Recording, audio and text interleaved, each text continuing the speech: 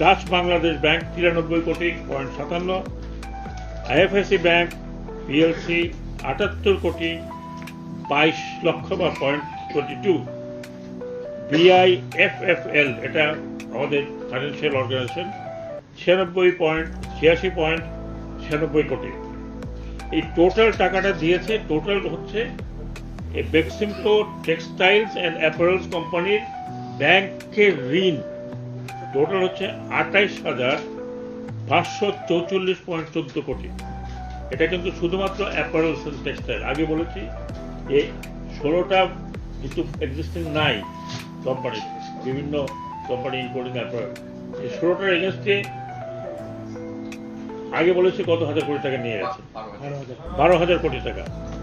কাজে এই সমস্ত কিছু মিলিয়ে গতবার আমি আপনাকে বলেছিলাম 40,000+ কোটি টাকা ঋণ রয়েছে, এবং এই সমস্ত ঋণ ব্যাড ঋণ কিনা সেটা এখন ব্যাংককে আমরা জিজ্ঞেস করব। প্রথমত এই সব যেটা সিদ্ধান্ত হয়েছে, এই সমস্ত ব্যাংকের একটা খতিয়ান বা একটা ইনকোয়ারি করবে, একটা ইনকোয়ারি হবে, বিশেষ করে যে এই টাকাগুলো কিভাবে নেওয়া হয়েছে। আমরা যে ডিটেল পাচ্ছি সেই ডিটেলে ধর্মচক্ষে মনে হয় যে এখানে ওই ব্যাংকে আমাদের প্রায় $1 বিলিয়ন চুরি হয়েছিল, তার থেকে বড় কেলেঙ্কারি, যে রিজার্ভ চুরি হয়েছিল তার থেকে বড় কেলেঙ্কারি। এবং এই টাকাটা আমাদের টাকা, আপনাদের টাকা, ট্যাক্সের টাকা, ব্যাংকে রেখেছে লোকজন, সেইখান থেকে এটা উজাড় হয়েছে। কাজেই যে সিদ্ধান্ত এখানে বলা হয়েছে যে এটা ইনকোয়ারি হবে ফেব্রুয়ারির মধ্যে, যারা যারা এর মধ্যে ইনভলভ কাউকে ছাড়া হবে না, নোবডি উইল বি লেফট। এই পরিপ্রেক্ষিতে আজকের আলোচনায় কয়েকটি সিদ্ধান্ত হয়েছে এবং এই সিদ্ধান্তগুলো ফাইনাল।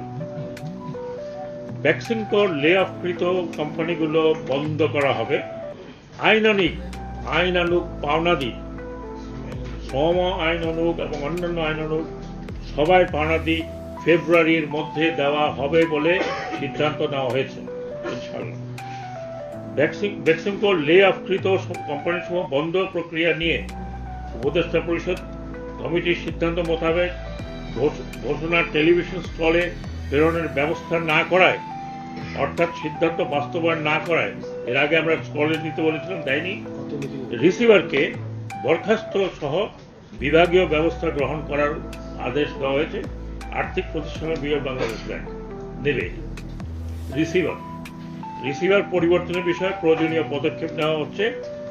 জনতা ব্যাংক সমূহ, যেটা আমি বলেছি, সকল ব্যাংক ও আর্থিক প্রতিষ্ঠানসমূহ কিসের ভিত্তিতে বা কি কি ডকুমেন্টের বিপরীতে ঋণ প্রদান করেছে সে বিষয়ে ফরেন অডিট সহ ফেব্রুয়ারি 2025-এর মধ্যে তদন্তপূর্বক বিভাগীয় এবং আইনানুগ পদক্ষেপ নেওয়া হবে।